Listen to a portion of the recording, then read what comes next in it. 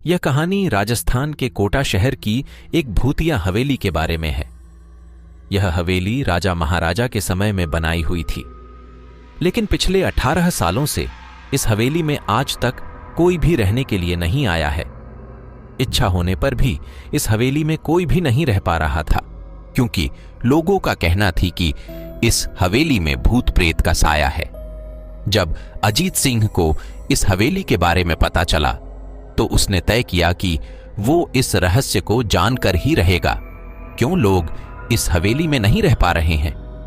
उसने मजबूत इच्छा शक्ति से हवेली में रहने की पूरी तैयारी कर ली।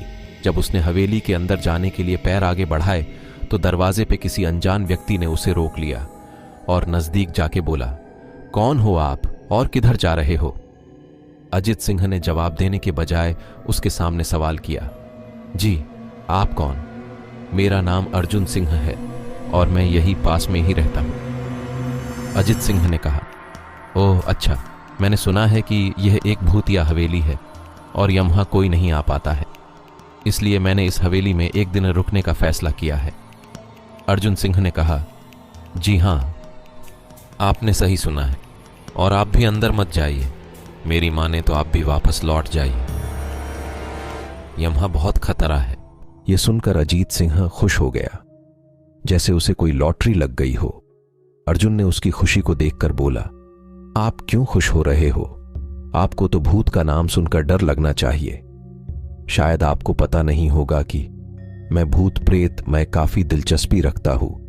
अगर इस हवेली में भूत है तो मैं अंदर जरूर जाऊंगा और सारी सच्चाई का पता भी लगाऊंगा। इतना कहकर अजीत सिंह उस हवेली में चले गए। अंदर जाके अजित ने अपनी बैग को साइड में रखा और हवेली के चारों ओर देखने लगा। सारे रूम भी चेक कर लिए। बाद में ड्राइंग रूम में आके सोफे पर बैठ गया। उसने वहां बैठकर दारू के 2-4 पैग भी पिए। वहीं अचानक उस रूम में लाइट का एक बल्ब चालू बंद होने लगी, लेकिन अजीत ने उस पर ध्यान नहीं दिया।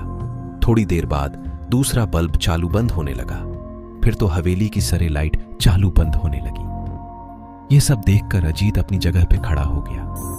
अचानक उसके सामने एक छोटा टेबल हवा में उड़ने लगा। करीबन 6 फुट हवा में ऊपर जाके गोल गोल घूमने लगा और बाद में अजीत की ओर तेजी से आने लगा। अजीत ने तुरंत ही अपनी जगह बदल दी और दूसरी ओर चला गया और वो टेबल वहीं जाके गिरा जहां अजीत खड़ा था। अजीत कुछ समझ पाता उतने में सोफे की शीट उसकी ओर आने लगी। वो जल्द खड़ा हो गया और छलांग लगा के दूसरी ओर कूद गया, जिसके कारण सोफा दीवार को टकराया और अजीत बच गया। अचानक सब कुछ शांत हो गया। अजीत ने चारों ओर सतर्कता से देखा और बड़ी आवाज में बोला, तुम जो भी हो सामने आकर के बात करो। वहीं एक बड़ी परछाई उसके सामने आई। अजीत ने उस परछाई को देखकर बोला, कौन हो तुम और क्यों मुझे मारना चाहते हो? परछाई बोली, तुम्हारी भूल के कारण। अजीत बोला, मेरी भूल? मैंने कौन सी भूल की? परछाई बोली, इस हवेली में आने की भूल। मैं किसी को भी इस हवेली में खुश नहीं देख सकता। अजीत बोला, लेकिन क्यों? वो परछाई ने जवाब दिया, आज से 18 साल पहले इस हवेली के मालिक ने मुझे यहीं पे ही मार डाला था। मेरी कोई गलती भी नहीं थी। इस कारण की वजह से मेरी आत्मा इस हवेली में भटकती रहती है। मैं किसी को भी इस हवेली में नहीं रहने दूंगा, क्योंकि इस हवेली में मेरा खून हुआ था। इस हवेली में जो भी रहने के लिए आएगा उसकी मौत होगी। अजीत ने कहा, मैं तुम्हें अपने असली रूप में देखना चाहता हूं। परछाई बोली, तुम्हें मारने से पहले मैं तेरी यह इच्छा अवश्य पूरी करूंगा। और उस परछाई ने एक भयानक दरमियाना रूप ले लिया।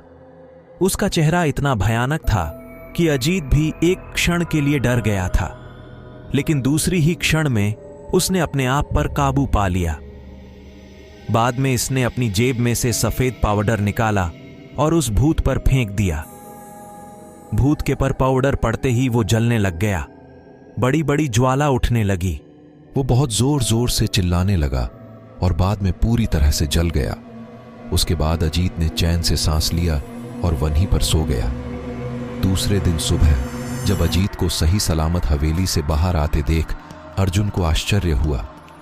अर्जुन ने अजीत से पूछा, तुम कैसे जिंदा हो? जब अजीत ने अर्जुन को कल रात को घटी घटना को पूरी तरह से बताया और बोला, अब यह हवेली भूतिया हवेली नहीं रही। दोस्तों, आपको यह कहानी राजस्थान के कोटा की भूतिया हवेली कैसी लगी, प्लीज हमें कमेंट करके जरूर बताएं। और ऐसी कहानियां सुनने के लिए हमारे चैनल को सब्सक्राइब जरूर करें। धन्यवाद।